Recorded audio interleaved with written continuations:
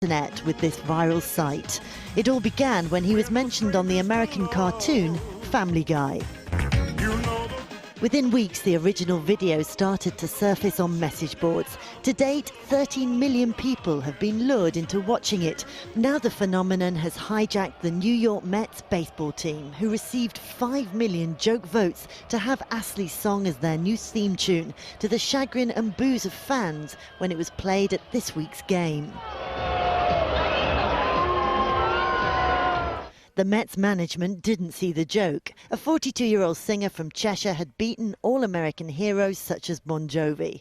But at his studio headquarters, the man who co-wrote and produced the hit more than 20 years ago says Rick has caught the imagination once again, pure and simple. Everybody wants to say they found the holy grail of marketing. This is nonsense. You know, what they've done is they found a song that, when we put it out in 86, 87, sold 15 million. This song has always been an exception to the rule. And what we're now seeing is, when you add that song and you add technology, you do not know how big this market is. All around his studio is evidence of the discs and awards won by this best-selling single of 1987. But Waterman believes it's a watershed moment because of a recent agreement on internet royalties. They now pay for every hit. So, this is the first time that these YouTube and MySpace are going to have to pay. And it is significant dollars if you think about this could end up in the 80 or 90 million hits. Now, it's fractions of a cent, but it doesn't matter.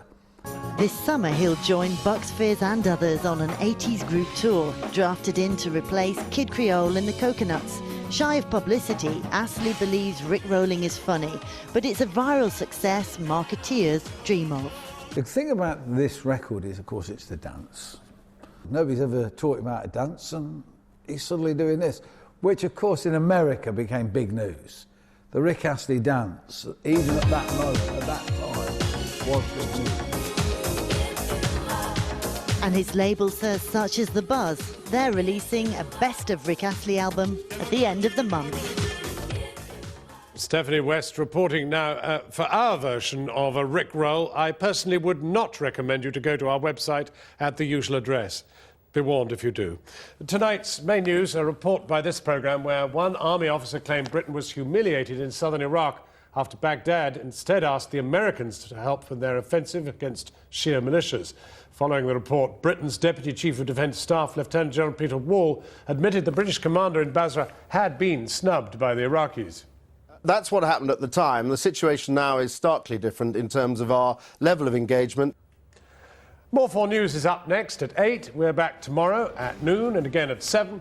Till then, from Krishnan and from me, that's Channel 4 News. Good evening.